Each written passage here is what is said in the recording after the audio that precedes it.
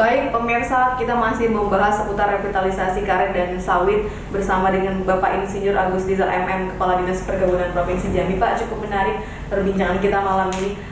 Kalau untuk produksi sawit dan karet ini, apakah diekspor juga ini, Pak? Iya. Kemana saja, Pak? Boleh? Oh, banyak ini ya.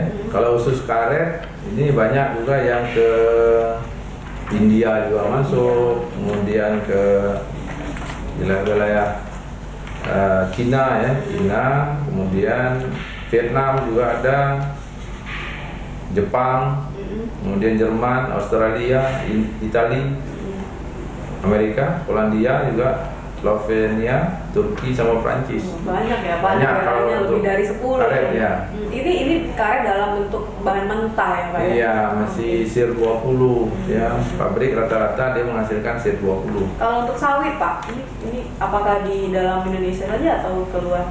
Nah, jadi kalau sawit ini keluarnya ini di seluruh Indonesia ini hanya 6 perusahaan besar ya. 6 perusahaan besar. Jadi dia kayak konsorsium gitu. Jadi pusat kan ada yang di Jakarta, ada yang lewat Dumai. Sehingga kita dari Jambi ini tidak mengetahui arahnya kemana gitu. Tapi sebagian lagi ada yang diproduksi untuk kebutuhan dalam negeri. Lebih banyak di dalam negeri mungkin ya. Baik, kita berbicara mengenai revitalisasi karet dan sawit yang sebenarnya program ini sudah digaungkan beberapa tahun yang lalu dan masyarakat Jambi juga mungkin sudah tidak asing lagi dengan revitalisasi karet dan sawit di Provinsi Jambi ini. Progresnya ini, Pak, sejauh mana? Jadi sudah dihentikan ya untuk revitalisasi ini, sudah berjalan ya, karena banyak persoalan-persoalan yang dihadapi sama petani. Sempat berjalan berapa tahun ini, Pak? Ini dari yang terakhir 2016 terakhir ya. 2016 terakhir. Ini memang dari terakhir 2016, Pak. Iya. Okay. Terakhir 2016 dihentikan ya, dari 2007. Jadi apa yang membuat program ini dihentikan, Pak? Jadi ini kan kredit ya sebenarnya, kredit untuk membangun ya. Jadi diberikan kredit untuk membangun komoditi.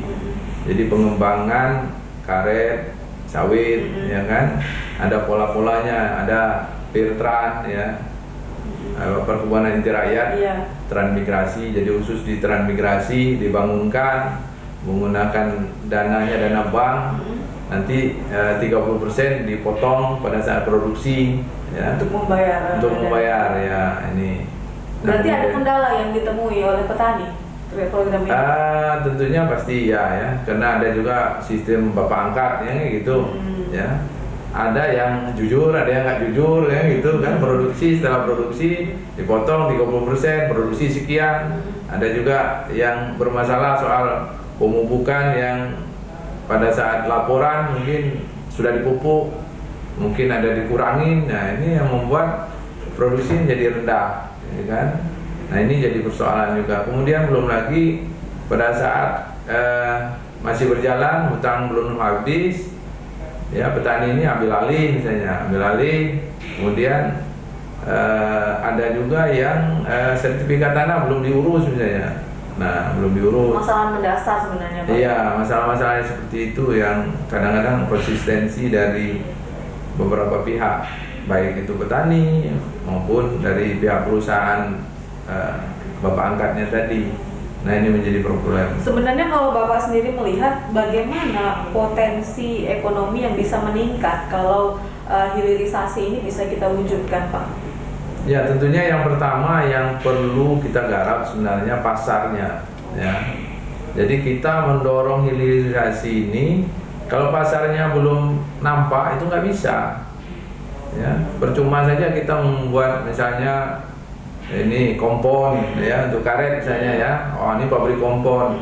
Pabrik kompon itu kan harus kita lihat berapa produksi, ya, kemudian kualitas, kemudian keberlanjutannya.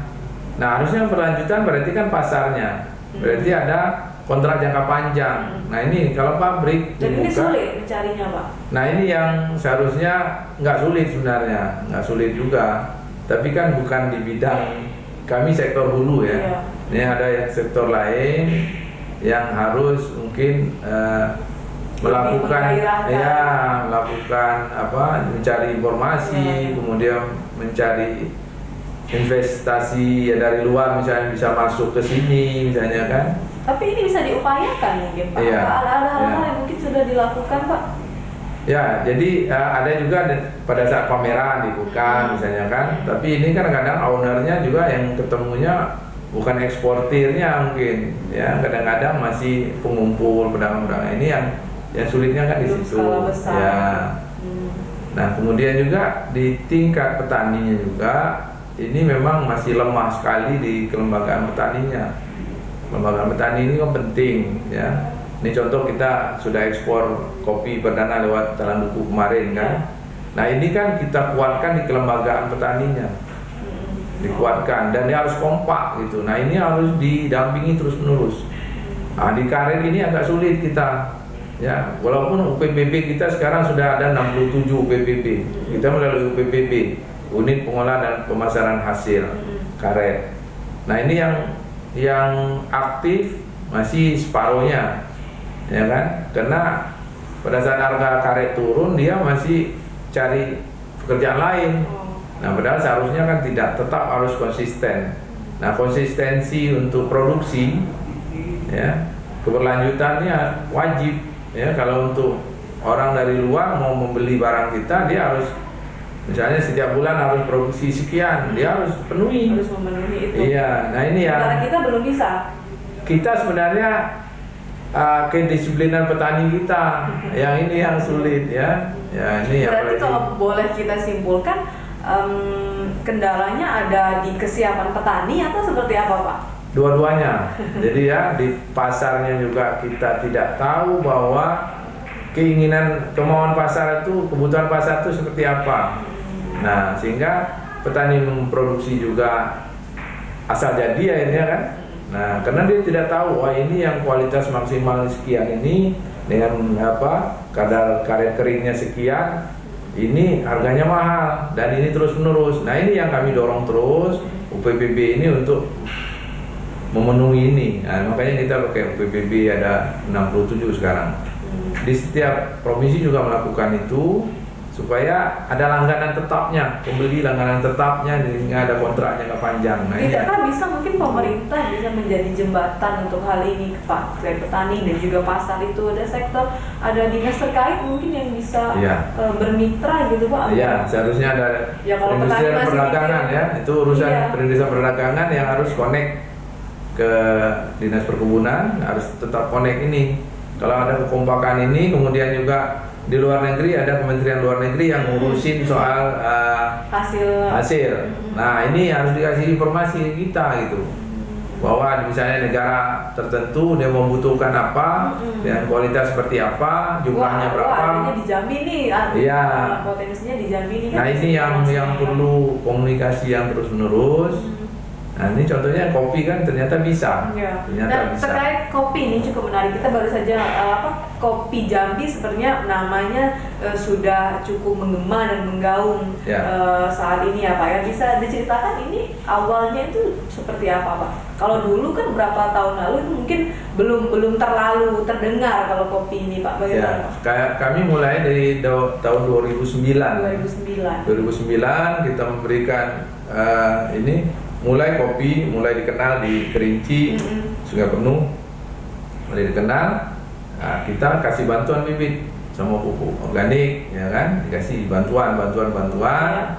Nah, kemudian produksi tentunya kita mulai, kalau di luar negeri maunya dia harus tahu tempatnya, siapa yang menanam, produksinya diolah seperti apa. Nah, kemudian ada ciri khas, ya rasa. Nah, otentik dari Jambi. Jadi asal usul, mulai dari asal usul siapa petaninya, ya ditanam di mana, ya kan, rasanya seperti apa. Nah, kemudian baru kita pembentukan kelembagaan petani kita dorong, sudah terbentuk kelembagaan petani, kita dorong lagi dia untuk mendapatkan sertifikat indikasi geografis. Nah, IG. Ini maksudnya apa Pak? Sertifikat indikasi. Nah, ini kan ciri khas. Misalnya ini yang indikasi geografis kopi Kerinci ya. itu adanya di Kayu Aro. Rasanya beda.